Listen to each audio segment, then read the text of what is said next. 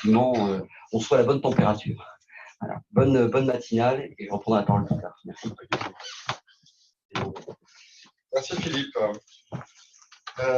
Bienvenue à tous. En fait, ça fait très plaisir de voir qu'on a autant d'inscrits à cette matinale. On est assez heureux. C'est un des grands événements de l'année pour le CDRT, pour l'écosystème aussi, hein, l'écosystème des réseaux, des télécoms, des communications unifiées. On travaille sur un deuxième grand événement en fin d'année aussi, une grande matinale autour du bâtiment connecté et de la Smart City. Mais pour autant, le sujet du jour aujourd'hui, c'est les communications unifiées. Et on est sur un marché qui décolle, qui attise beaucoup d'intérêt. Et je pense que cette matinale va nous permettre d'avoir un bel éclaircissement sur l'état et la situation du marché. Tout le monde m'entend bien? Jusqu'au bout? Parfait, super, ça c'est validé. Alors le programme de la matinée, 3 tables rondes, vous avez pu le voir, 3 tables rondes que Philippe nous présentera tout à l'heure. On va essayer de les enchaîner en respectant le planning, ça va pas être facile, ça va être assez serré, mais ça risque d'être très intéressant. Et puis on fera une pause à 11h15, donc d'ici là, vous allez avoir chaud, vous allez bien fondre, mais ce sera intéressant. Je vais rapidement présenter le club CDRT. Donc, ce club est le club des dirigeants de l'écosystème réseau, des communications unifiées et de la collaboration. C'est un club de dirigeants qui a été créé en 2012 à l'initiative de Philippe Sordet et de Pascal Prévost, que vous avez pu voir en arrivant, je pense. J'ai repris la présidence au mois de février suite à l'arrêt et la nomination de Stéphane Grasset en tant que président d'honneur. Il avait fait 6 ans, 2 mandats, et il a voulu que la suite soit donnée et gérée par quelqu'un d'autre.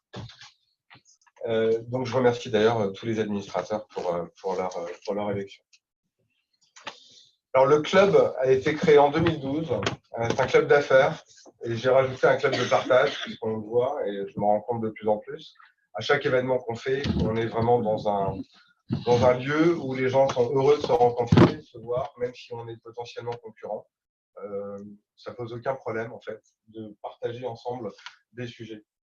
Le club a été monté afin de réunir les acteurs de la convergence informatique et télécom en 2012, avec une cible prioritaire qui était de réunir des intégrateurs qui allaient avoir à subir des challenges liés finalement à la convergence informatique et télécom.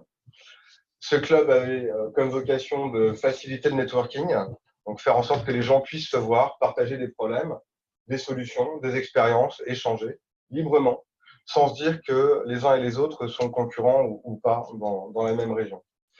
Autour des intégrateurs, finalement, on a vu tout l'écosystème se rassembler, des éditeurs, des équipementiers, des opérateurs, et puis des acteurs qui, dans le cadre de la convergence, finalement pratiquent différents de ces métiers, à la fois éditeur, à la fois intégrateur ou à la fois opérateur, intégrateur. Et la convergence nous amène finalement à avoir une fusion de ces métiers.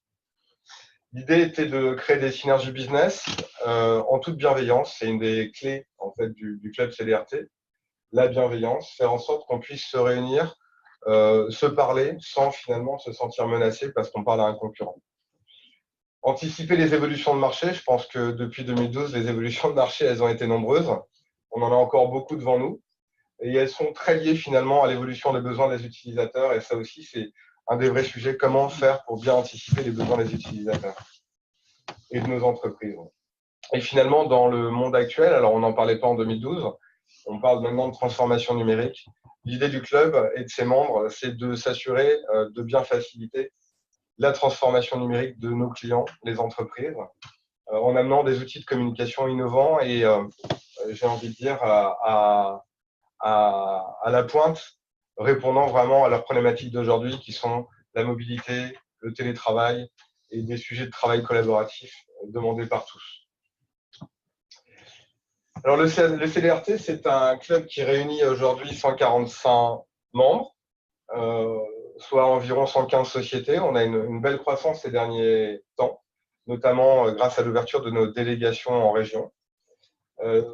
Parfaite représentation du marché, on le voit. On a à la fois des intégrateurs qui représentent encore environ 35% de part de marché des membres du CDRT, des opérateurs, des éditeurs, des constructeurs équipementiers et des grandes sociétés, des ESN, qui ensemble finalement sont toutes actives sur ce marché des communications unifiées et qui quasiment aussi ensemble construisent des solutions ou des offres qui répondent aux besoins des entreprises.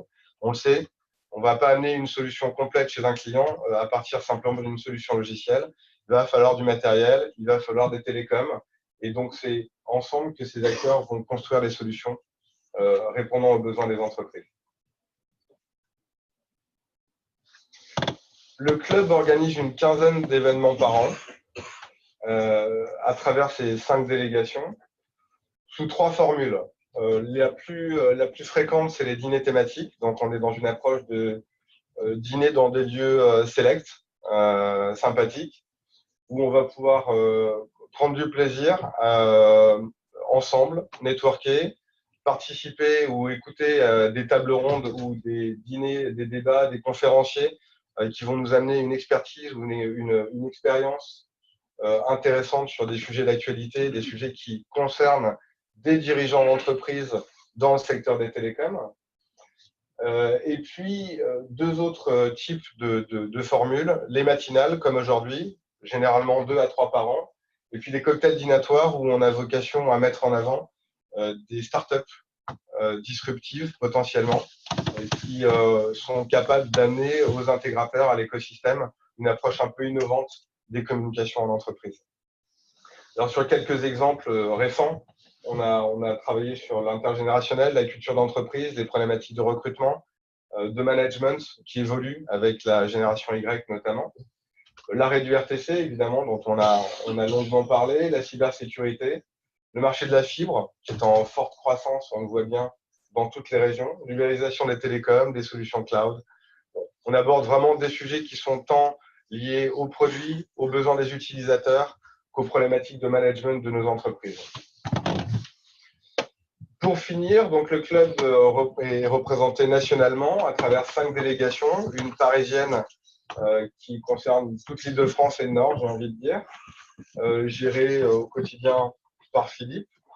4 autres en fait qui sont en région.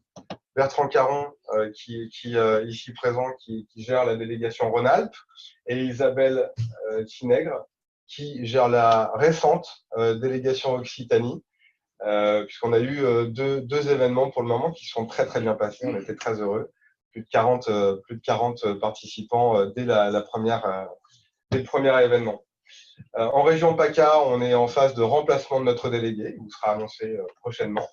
Et puis, la délégation Ouest va ouvrir ses portes au mois d'octobre, en partenariat avec une ESN qui est membre du CDRT et un certain nombre d'adhérents membres, puisqu'on a déjà une dizaine de membres, je crois, sur la région Grand Ouest. Voilà pour la présentation du CDRT. Je pense que vous n'avez pas de questions. Je vais laisser la main. Je ne sais pas pourquoi. Tu peux le dire. Mais on a, c'est vrai, j'ai dit quand même bien que je rajoute ça, si c'est important, des partenariats forts. On le voit aujourd'hui, on est partenaire de Recloud dans le cadre de la Cloud Week.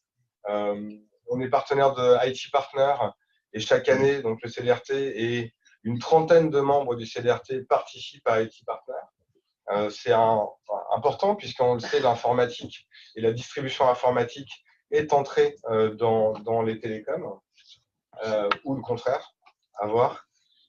Et puis, en autre partenariat, on est partenaire de la French Tech, notamment en région PACA, et un partenariat très fort aussi qui a été conclu l'année dernière avec le Syntec numérique, de manière en fait à pouvoir s'appuyer sur une fédération qui va être capable de représenter le CDRT et ses membres sur des problématiques qui ne sont pas les problématiques d'un club, mais bien les problématiques d'une fédération. Donc on travaille depuis quelques temps maintenant avec le Syntec, qui nous apporte beaucoup de soutien sur des problématiques comme le recrutement notamment. On sait que dans nos métiers, on a des sujets forts sur le recrutement commercial, le recrutement technique et puis l'évolution de nos propres équipes. Donc, on y travaille au jour le jour. Et puis, le Syntec apporte du soutien aussi aux membres du CDRT, puisqu'en fait, on a des accords bilatéraux qui font que les membres du CDRT peuvent bénéficier d'avantages financiers pour rentrer au Syntec et donc de bénéficier du soutien du Syntec sur différents sujets plus juridiques au quotidien. Voilà pour cette présentation. Je vais laisser la main à Philippe Sordet, donc le vice-président du CDRT, pour vous donner un